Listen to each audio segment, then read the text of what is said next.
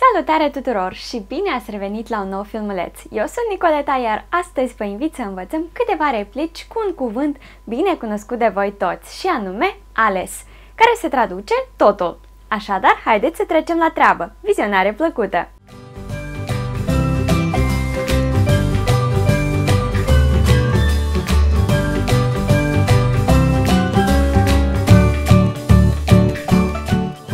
Prima expresie este alles wird gut. În traducere, totul va fi bine.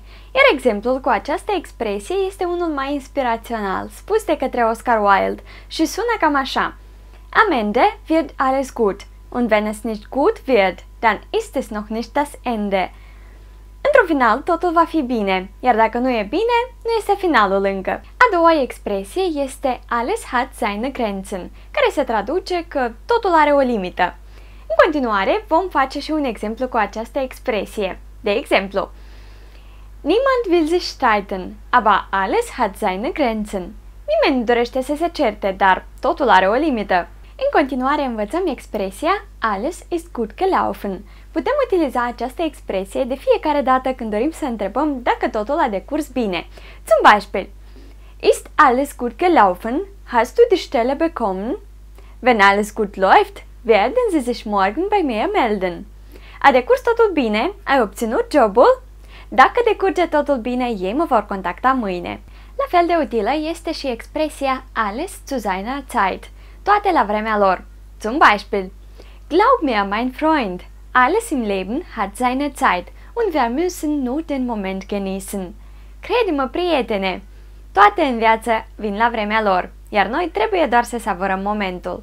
În continuare învățăm expresia alles Gute, pe care cu siguranță ați auzit-o de multe ori sau poate chiar voi ați utilizat-o. Alles Gute înseamnă noroc, la mulți ani, numai bine sau toate cele bune și va fi utilizată atunci când intenționăm să felicităm o persoană cu o anumită ocazie. De exemplu, Ich wünsche dir von Herzen alles Gute zum Geburtstag. Îți doresc din toată inima la mulți ani de ziua ta.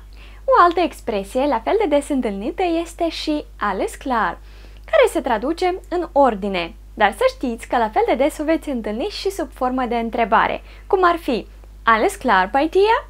Ceea ce nu este altceva decât wie geht es dir? Sau ist alles in Ordnung?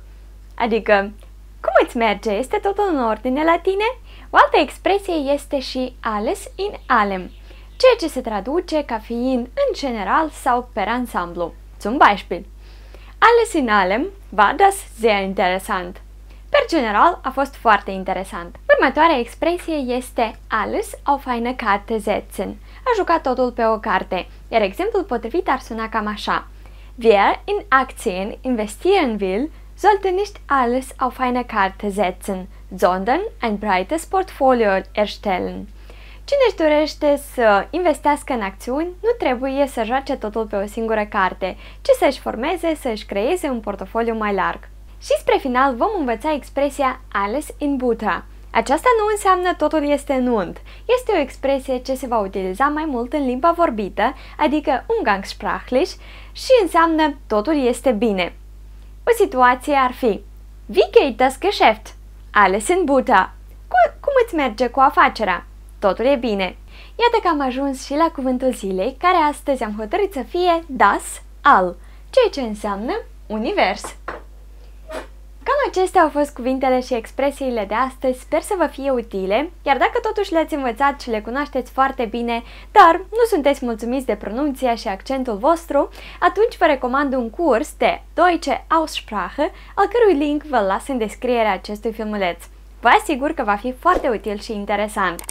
Cam acesta a fost filmulețul, o să vă rog să mă încurajați cu un like sau cu o abonare la canal și noi ne vedem săptămâna viitoare. O zi frumoasă să aveți și pe curând!